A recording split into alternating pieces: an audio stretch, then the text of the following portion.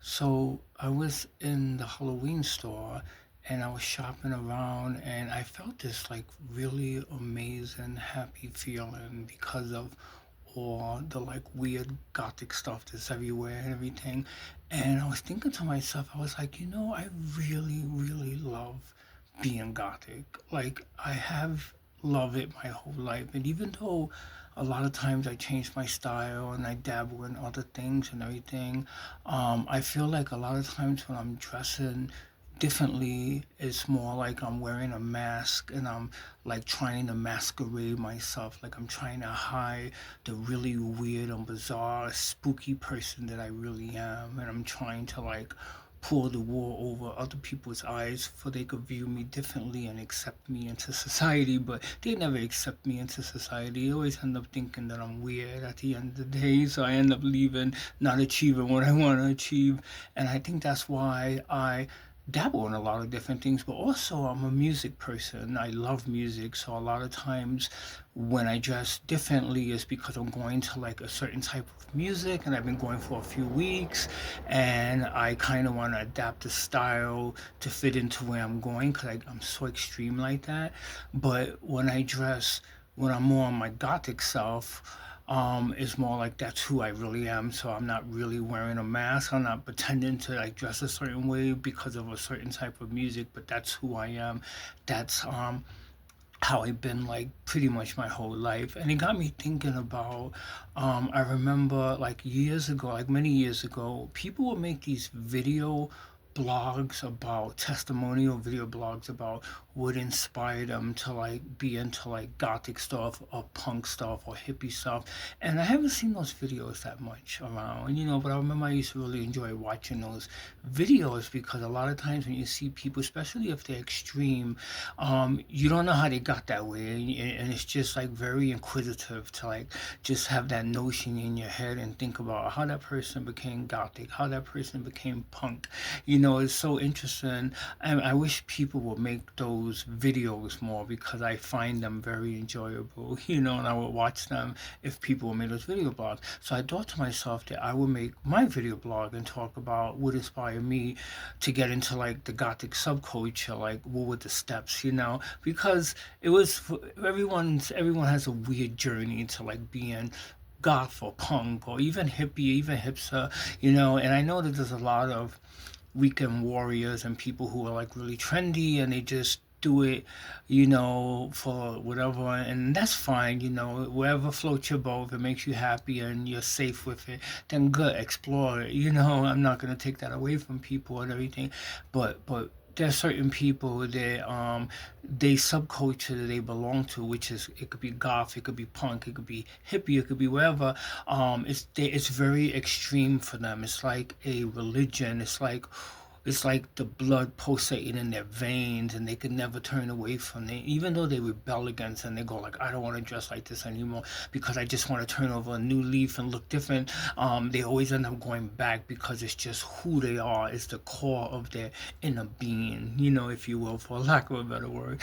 So I wanted to talk about like my journey from being like normal. I guess I was never really normal, but you know what I mean. Normal Catholic altar boy, Christian, to being part of this beautiful subculture that we call gothic or goth or death rock and everything. So for me, how I came into this whole path is that I grew up Catholic, and if you know anything about Catholic people are obsessed with death, and it's just something. The same thing with Mexican people, same thing with like a South American people. It's just a really big part of who we are as a culture. It's death. And when we see people dying, because a lot of times we come from marginalized communities, we're disenfranchised. So a lot of times we're so familiar with people dying around us. Like where I grew up in New York, in the Bronx, in the Puerto Rican neighborhood, like there was death all around me because it's just a part of growing up in that type of, demographics, if you will, and so that was one part of it. But also the other part is that when you grow up Catholic, especially Roman Catholic, you grow up with nuns, and nuns are very morbid. They're very dark and they're very morbid morbid, and they just obsessed with the death of the blood of Jesus and the death on the cross and the sacrificial love, and all of those things are reminiscent of God. Matter of fact, I posted a video about a month ago, and it was talking about the origins of goth, and it was really talking about a lot about the Catholic Church and who invented goth. And yeah, you have musical people and you have fashion people, but really the core of what goth really is came from the Catholic Church, because those things people were practicing anyway, and that's why the rosary is such a prominent symbol in the goth subculture. Just all those symbols of Catholicism seeped into like the modern, subculture of goth, which is a fashion and music subculture now and an aesthetic and stuff. But really, the origins really is tied into this ancient religion and everything. So when you grow up like that, it's so easy to transition into Gothic because you're just so used to the darkness, and you're actually not afraid of it. So I always been like a very spooky kid, and I like always gravitates to everything dark and spooky. And plus, I was obsessed with horror movies when I was a kid. So I was really obsessed with, Frankenstein. I was obsessed with Dracula and the creature from the Black Lagoon. Remember that movie? That movie scared the hell out of me when I was a kid. And later on, Nightmare on Elm Street and so on and so forth. So I always loved horror movies. So that was one aspect of it and everything. But I remember, like, when I got introduced to the aesthetic and to the music, it was more because I was a new wave. I was a punk rocker. When I was like 11 years old, 12 years old, I was a punk rocker. I was like really into like the Sex Pistols and like a lot of the British, this UK subs and a lot of the British bands and stuff, and also the Ramones and Velvet Underground and all those bands from New York, because I'm from New York. So I grew up knowing that music and everything. And punk really didn't have, the New York punk scene didn't have a label. It wasn't like the British where they just instantly labeled it punk and everything, and it became this viable subculture. But in New York City, it was never really until New Wave came about. And when New Wave came about, people wasn't really using the term punk anymore. They were using the term post punk. That's what they were using, and the word punk was more referring to British bands, not so much the New York bands like Television and the Ramones. Later on, they started to label them punk, but really in the '70s, late '70s, they didn't really have a name and stuff. And so that was the music I was into. Then I became like a new wave, so I was into like the fashion of I guess it was a scene called the New Romantics. It came from England, they ended up in New York, and I was a part of that scene. And that's kind of like a hybrid scene. Later on, that became Victorian goth and cyber goth and everything, but it was called New Romantics. You could look it up; it was a whole subculture. But I was a part of that whole scene, and then out of that came new wave, and so I was a new wave and everything. But the weird thing about the new wave of post punk people is they were very dark. They were very dark elements involved in stuff. Like we wore eyeliner, we wore sometimes black lipstick, sometimes we wore blue lipstick, and we always had black fingernail polish. So that was a real big component in it that later became part of the whole goth subculture. So I was a new wave and everything, and I remember like I had a girlfriend that she was having a sweet 16, and I think I was 16 or 17. I think I was 16. I think we were the same age. And she was having a sweet 16. If you don't know what a sweet 16 is, a sweet 16 is a celebration of like womanhood in Puerto Rican families. And they have them for Mexicans too. I forgot what they call in Mexican culture, but we have them as called sweet 16s. And the culture of Puerto Rican culture. So I was dating this girl, had a girlfriend, she was having a sweet 16, she invited me to her house, and I was on new wave. So I showed up, and I was like hardcore. I looked like Ducky from 16 Candles. Remember that movie? That's how I used to dress. That was the style that I had. So I wear like the pennants, and I had the hair, and I had the bucket hat, and I had the tight blazer, and the skinny pants, and the pointy shoes, and very, very stylish new wavy. And so it was like around 1983, I think. If I'm thinking, yeah, I think it was around 80. Is it 83? Maybe, yeah, I think it was 80. Yeah, it was 83 because it was right after blah, blah. Yeah, yeah, okay, so I'm trying to like, because I refer to music when I think of music on certain albums. So it's like right after the album Book of Love came out, and I think Book of Love came out in '81, so it was after that, or '82. So it was after that, and I remember it was after the first album of the Psychedelic Furs. So good, those are bands that I love. Those are like new wave bands that I love. So I know it's right after that. So it's probably '83, and so she invited me to a Sweet 16, and I went to a Sweet 16, and I remember she's like, I was gonna leave because I was bored, and then she told me, she's like, hey, you should stick around because my cousins are coming. You would really like them because they punk. And I was like, punk? So it piqued my interest because I was punk and I was, I was post punk, new wave. But I was like, punk? Really? Okay. So I'll stick around and everything. And so her two cousins, they didn't end up showing up. And so I got bummed out and I go, well, I'm going to leave and everything. And right before I was going to leave, she walked me to the door. I go, well, they're not going to, I wanted to like, meet them and everything. But then she's like, "Well, why don't you stay just for my thing?" But I was like, I was really young, so I was just like, "No, I just want to go." So anyway, so I walked to the door, and she was like walking me to the door. And right when I was gonna leave, the door opens, and her cousins are right in the hallway, and they're about to walk into the house. And I was like, "Oh shit!" And when I saw these two guys, they blew my damn mind and stuff because they were death rockers, and I didn't even know what death rocker was. So this is 1983, so this is like right. This is even before Christian death. This is right in the beginning of the death rock thing in New York, and so they walk in and they look like fucking vampires. And I was so obsessed with vampires. I always wanted to be a vampire. I always thought I was a vampire, actually. But I was so obsessed with vampire. Only thing, I would never drink blood. I'm a vegetarian. But, I just was always obsessed with the notion of drinking someone's blood and being a vampire. And so when they walked in, I was looking at them and they were wearing like all black, and they had the really big, crazy hair with the shave on one side and the eyeliner like Susie, and just pointy shoes and like gloves and fish and all this shit. And at that point, I never seen that, and I was just like, "What the fuck?" And I was like, "I thought you said they were punks." She goes, "Yeah, they are punk. They're like death rockers and everything." And that's the first time I even heard that term. I was like, "What the fuck?" And so I started talking to them, and I was so fascinated by how they look at it, because I swear the whole time I was thinking these guys were vampires and everything. And I didn't know what that style was, but the only thing that I knew that it was everything that I ever wanted to be in this world, is I wanted to be a vampire. And I didn't know that maybe you could dress like a vampire and you could walk around and be in a city and be a vampire. I didn't think that was plausible, and so that was really my first introduction to like gothic vampiric, sensibility and stuff. And so they told me about this club called Riddlers, which I heard about this club, and it was in the Italian area of the Bronx. So the Bronx is demographics, is all different races live in different neighborhoods. I lived in a Puerto Rican neighborhood. Then you have the Jewish neighborhood. Then you have the Italian neighborhood. And the Italian neighborhood was a club called Riddlers. And Riddlers was supposedly a punk club, but I never been there. And he told me that it was actually a death rock club or a gothic club and everything.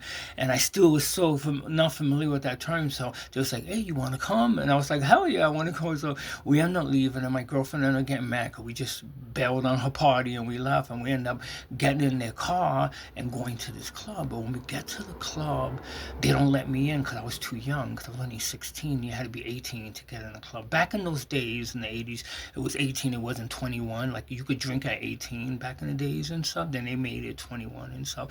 But so I never drank. I was never a drinker and stuff. But I couldn't get in the club because I was too young and I didn't have ID and everything. So I stood outside. I literally sat out there for like an hour and a half, just looking at all the people walk in and out, and it was all crazy ass gothic people and like death rock people and everything. And I remember like I was just like, what the fuck and everything.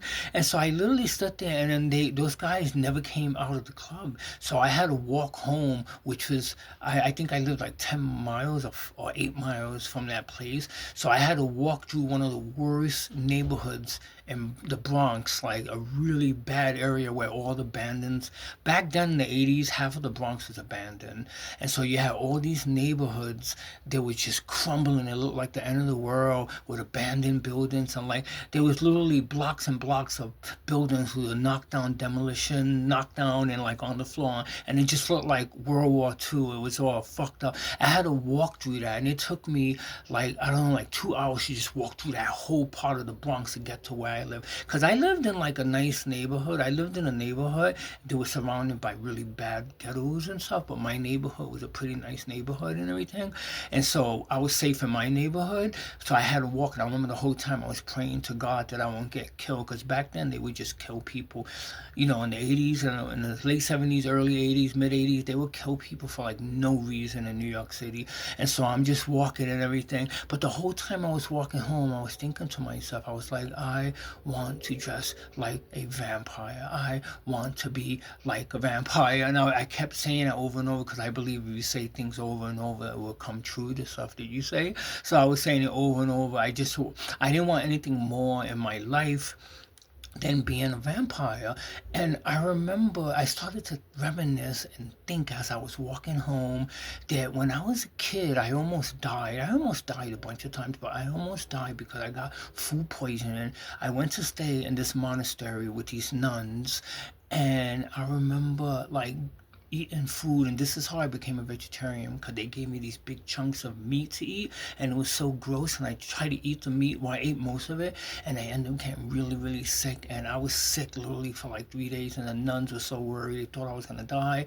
And I remember they kept praying to the Virgin Mary to heal me, and I remember thinking that I was gonna die because I was so sick. But anyhow, we were staying at the monastery because back then Catholic families would go to monasteries and stay with the nuns for like the weekend or just spend time with them. They don't do that anymore, but they used to do that back in the days. But I remember like this is way before I was 16. This is when I was really young, when I was like 8 or 7 years old when this story happened. And when I was really sick, the nuns would take me down this long corridor from the bedroom which I was staying in, and it was a long corridor. And at the end of the corridor, there was this big statue of the Virgin Mary, and the Virgin Mary was just standing there. It's a statue with her hands like down. No, it's a real famous statue. It's almost in every Catholic church. But I remember how I was so in love with that statue, and because growing up, I always was obsessed with the Virgin Mary. There's something very melancholy about the Virgin Mary. There's just this beautiful passivity about her.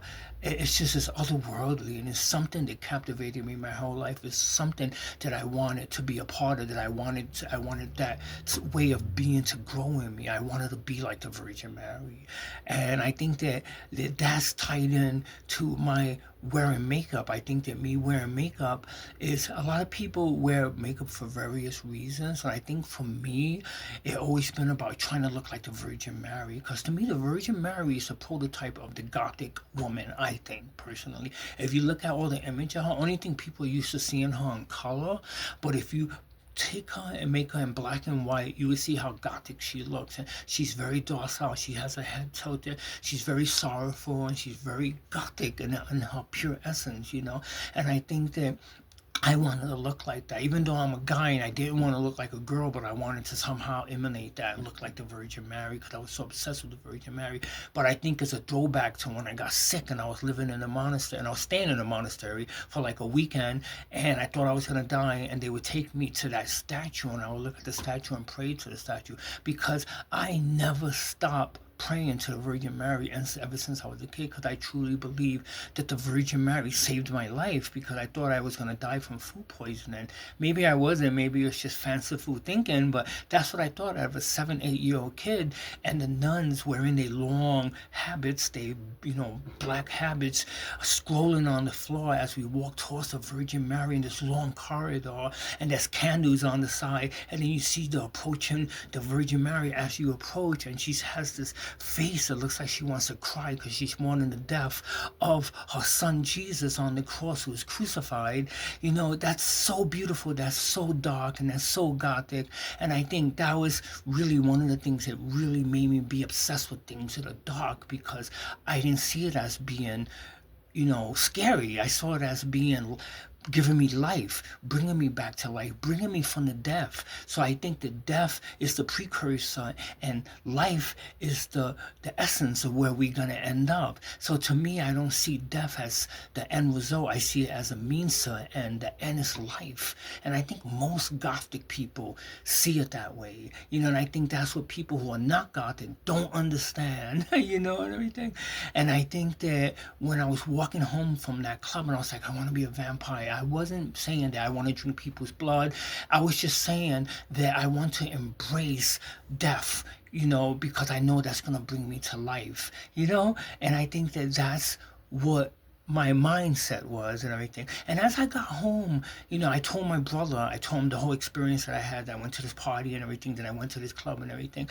And my brother knew about this whole subculture. He's like, oh yeah, the Death Rockers, they hang out in the village and blah, blah, blah. And I was like, can you take me there? Can you take me there? So my brother, like a week later, a few days later, he ended up taking me to the village. The village, back in the days, the East Village, everyone knows about the village, St. Tompkins Park, St. Mark Street, where CBGB's is at, in that whole area and everything, and also like all the goths and all the punks and all the blah blah blahs are down there and stuff. And I remember like my brother taking me downtown and we're just walking around because I went down there before. I used to be a dancer, like a break dancer, and I used to do shows and everything. And I had a manager. My manager brought us down there to get costumes and everything because I have all these antique shops and thrift stores. And so I went down there a few times to him, but I didn't see any punk people. But when I went with my brother, I ended up seeing punks and goths walking around because he took me to all the right spots and everything. And I remember like that was really my introduction to starting to dress. I started to wear all black and I started to wear runny makeup. And back then, people that wore black lipstick and wore black fingernail polish, they used to call them darkies or blackies. That was a term. Because goth was never used. For one thing, goth is a West term. So goth, I never heard goth until I moved to Colorado because people don't call it goth. You go to New York, it's called gothic or death rock. It's not called goth. Goth is really a West thing. So it's Colorado, California, the word goth, which obviously means gothic, but I never heard that word until I moved to Colorado. But they used to call us darkies, or this is a really important term, but they used to also call us spooky punks. And so basically, we always saw ourselves as punk. I never stopped seeing myself as punk. And so when I started to wear more black and wear running eyeliner and wear black lipstick and black fingernail polish, it was more like I was a spooky punk. I was a punk first and foremost. And second, I was spooky. And that spookiness is what made me gothic or death rock and everything. So that's really the steps right there and everything. And I remember when after that, probably like 2 years, I started to wear all black and I started to wear like black fingernail polish and black lip. And then I will, of course, this is the 80s, so I would get so much shit from people and people try to kill me and shoot me and throw stuff at me. And I went through all this crazy shit in New York because it was the 80s, the early 80s and everything. But I remember I survived all that shit. I didn't die and stuff. And then I ended up meeting on the subway, I ended up meeting this girl who looked like Susie in the back. She was like a goth girl, and I met her on the subway, and she had a Susie makeup and everything. And we just started talking because I was dressed all gothic and everything. And so she was actually like my first girlfriend. And I think that was like after I was 16, 17. So I think I was 18 or 19 or gonna be 19 when I met that girl. And so we started dating, me and that girl. And she would come to my house and she was the weirdest fucking girlfriend I ever had. But she was real beautiful and she had a bob haircut. And she used to wear, she was the first girl I seen that wore lipstick and wore the clown thing like that. Cause this is like 80, probably 85, 86, around those years and stuff. And so we'll hang out and everything. And so I started dating this girl, and she was like my girlfriend. And my mom hated this girl. My mom would call her a witch and everything. And she would be like, oh, she's a witch and everything. And so my mom ended up kicking me out of the house. And I think I was 19. She ended up kicking me out of the house. And I'm glad she did, because that was the beginning of my adulthood. Because when she kicked me out, I never went to live with her again. I ended up being on my own for the rest of my life. So I left at 19. And I was homeless, and then so I ended up staying with her sister in this really bad part of the Bronx, the South Bronx, a really bad area where they used to kill people on the corner and shit. And like it was a really bad area, and it was scary just to live in that neighborhood. But I had nowhere else to live, so I ended up living with her sister in this her and her sister in this like really bad neighborhood, this ugly bad building that had rats and everything. And so her father, who was a drug dealer, he sold like this weed and crack and drugs, and he had a lot of money and everything.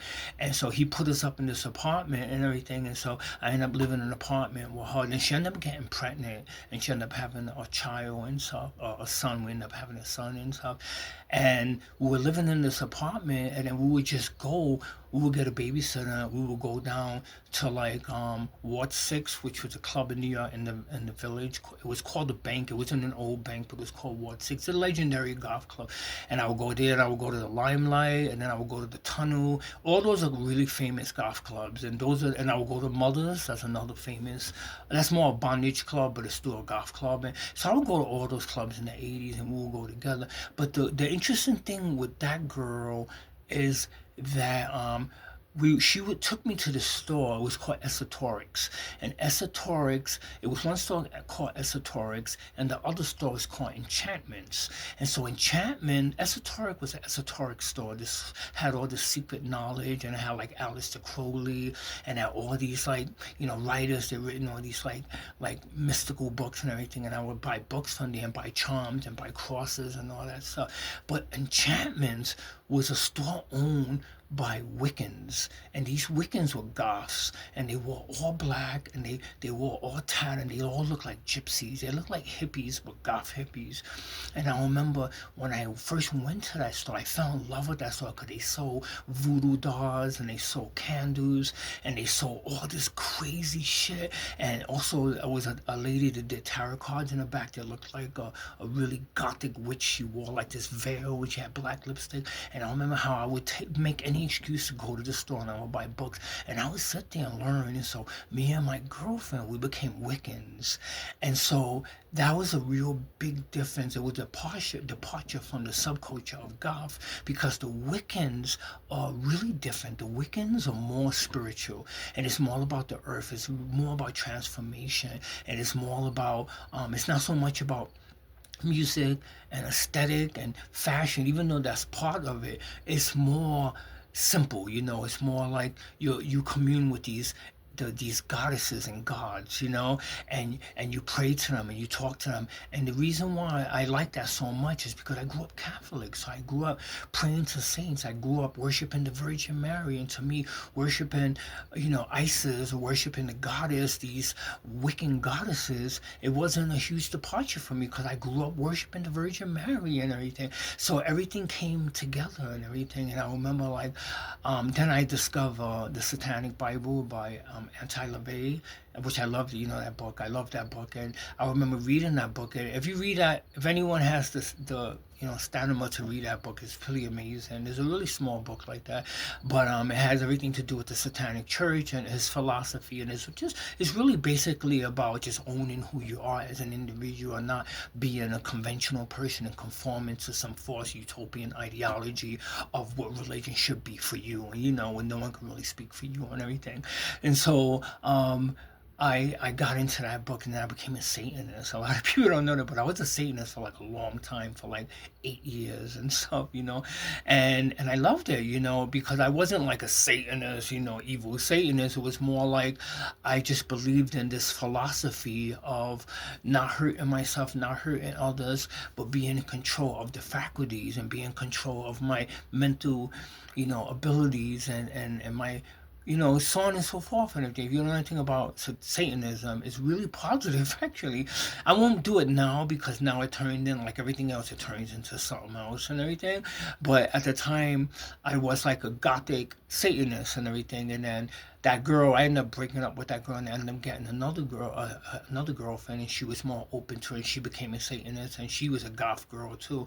And we would do, but we never did like rituals or nothing like that and everything. We were just basically, we were nerds. If you want to know the truth, in a nutshell, we were nerds. We were just nerds, and we were kind of like the equivalent of what a person that plays Dungeons and Dragons today does, But only thing, we did it with satanic literature, But we wasn't like evil. We didn't give anyone the evil snake eye and everything. But That's how I was, and so that's how, and so I pretty much been like that my whole life. Well, basically my whole life, and then when then I ended up moving to Colorado. Well, I lived in Jersey for a long time with that girl, the Satanist and everything, and then I end up breaking up with her. Then I end up meeting another girl who was a punk girl, and she was like a Wiccan. She wasn't a Satanist, she was a Wiccan, and then we end up getting married actually, and then we end up with her. I moved to Colorado, and that was like 90. Um, like 94, I think, around 94. We moved to Colorado. And I remember, like, I was staying in this lady's house that knew my sister, was friends with my sister. And she's just like, ooh, I was with my girl. She was like all punky, but I was like all goth and everything. And then she's like, oh, you should go to this club. It's like right down the street and everything. You will love this club and everything. Because I was just staying with this lady for like a month and everything. And she's like, yeah, everyone dresses in black and everything. They play all that spooky music. And I'm like, what? This is Colorado. There's not. I didn't think that there was gonna be gothic people anywhere. So I was dressed kind of with jeans, black jeans, the black shirt. I think I was wearing a 9 inch nail shirt, and that was like 90. I don't know. I was like 94, 95, around that time. And so I went to the club just to see. So we walked down, and it was actually the rec room, the club that she was talking about. So we get there, we standing outside, and I see a whole bunch of gothic people and a whole group walk into the club, and I was so dumbfounded. I'm like, what the fuck are these people doing in Denver? This is fucking cow country. And so, 'cause I didn't know anything about Colorado. I just came to stay here and visit my sister. I ended up living here and loving it, but I was just visiting her and staying with her and her friend and everything.